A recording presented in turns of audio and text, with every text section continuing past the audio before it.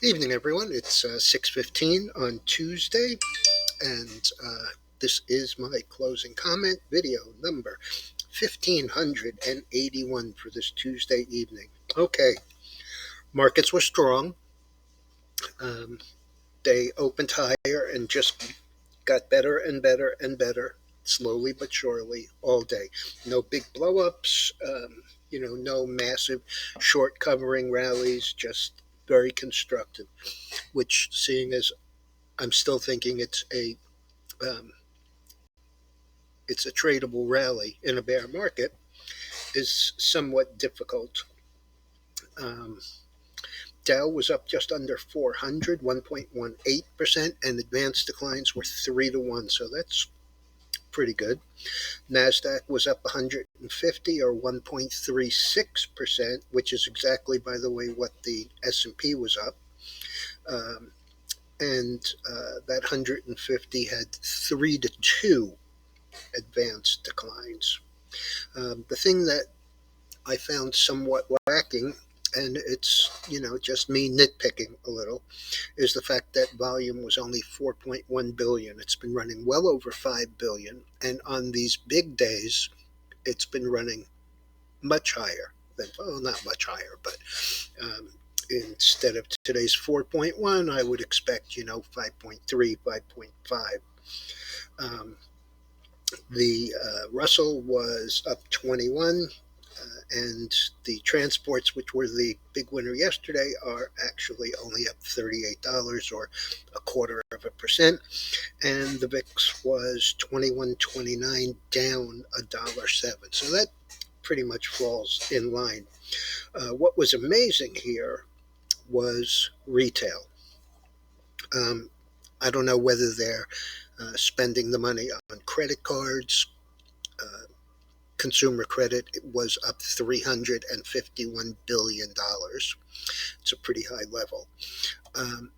And or maybe buy now, pay later. I mean, I don't, maybe I'm wrong, but people that I talk to are not overwhelmed with their financial status right now. But retail it was. And there were a bunch of earnings. So this morning I told you Dick's Sporting Goods beat top and bottom, and the stock was actually 103, and that was down pre-open, down $3.04. Um, it finished up 10%, so down about 3% to up 10%. That's a pretty decent move here.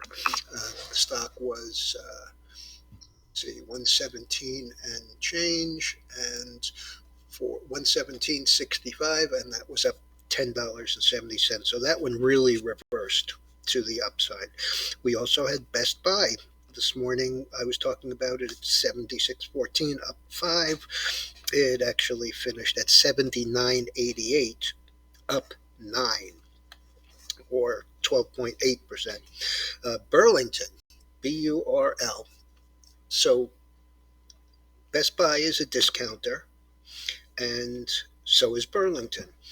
Burlington closed up 20.5%, 189.98, up 32.32. Um, Dollar Tree, which is clearly a big discounter, this morning was 161.70, down 355 on a beat, top and bottom, but poor guidance. It had closed at 165. The high for the day was 156. So at its best, it was down 9. It traded down to 147 and then came back up to 152, down 13 or 8%. Not a great showing. Um, on the other side of the coin, we have American Eagle, um, Abercrombie and Fitch, Urban Outfitters, and they are clearly not discounters. Abercrombie and Fitch was up 21.5%. American Eagle was up 18.2%. Dick's Sporting Goods, um, which this morning was, as I said, down, finished up. And even Zoom, which had terrible numbers yesterday and very poor guidance, and this morning was 73.10, down 7 or 8.9%. Um, it still closed on the downside, but it recovered pretty substantially. When you look at it and you see the low of 72, in fact, the regular um, session trading, the low was 71.90, but it managed to come all the way back up to 76.85. And while it was still down 341 or 4.25%, nonetheless, it closed pretty much on the high of the day. Always a good sign. So we'll have to see how that works out. And this morning, I also gave you the information and the beat on Warner Music. It had a beat top and bottom line and was up 1.85, $1.85 or 6.9%. It actually finished 31.40, up 442 or 16.4%. So, it's a holiday rally, and I guess seasonally, that's what we expect. Okay, chart on the screen is the dollar. Had a very tight range today, inside day, lower high, higher low. Closed towards the low, and we'll just have to see if this continues because the bonds were up. Normally it's bonds up, interest rates down, dollar down. And that's pretty much the way that it broke out here. The oil was up $1. It traded about $1.50 higher than that close after yesterday's move from a low of 75.27 to close a little over 80 to today's high of 82.36, closing at just under 81. So, that's a pretty dramatic reversal and turn. The gold got nowhere, finished down 30 cents. And not a bad range, but closing towards the bottom of it. Let me just pull that up and we'll take a quick look so you can see what I'm seeing. These futures are now open for the evening session, and the gold is actually up, 70 cents. You can see it. It was the same as the dollar was. Inside day, higher low, lower high, closing near the bottom. And that's exactly where it is right now. The difference here is that the dollar had started to have the 5-day roll to the upside. The gold has it rolling to the downside.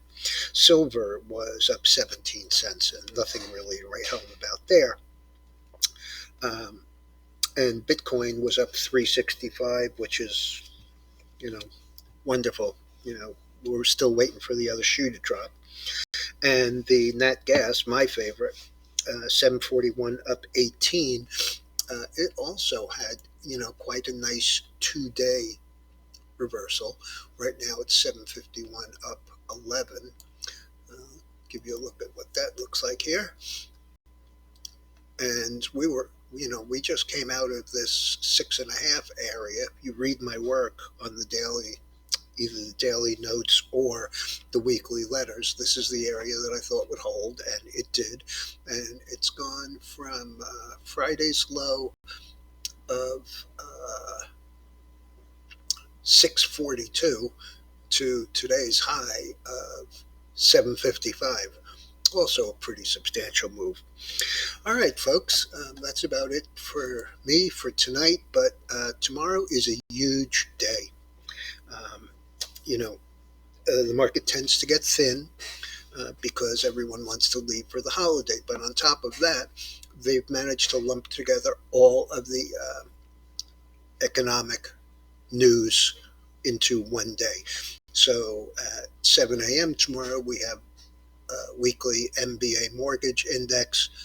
It'll be down. At 8:30, we have initial claims, continuing claims, October durable goods ex transportation. At 9:45, when the markets open, we have preliminary November IHS market manufacturing PMI. We have the services PMI also. At 10 o'clock, we have October home sales and November University of Michigan Consumer Sentiment Survey. 10:30, we have weekly crude inventories. Noon, we have weekly nat gas. And the biggie at 1 o'clock is the October FOMC minutes, which is usually a market mover. All right, folks, that's about it. And I'll be back first thing in the morning with a pre opening comment and all of those numbers.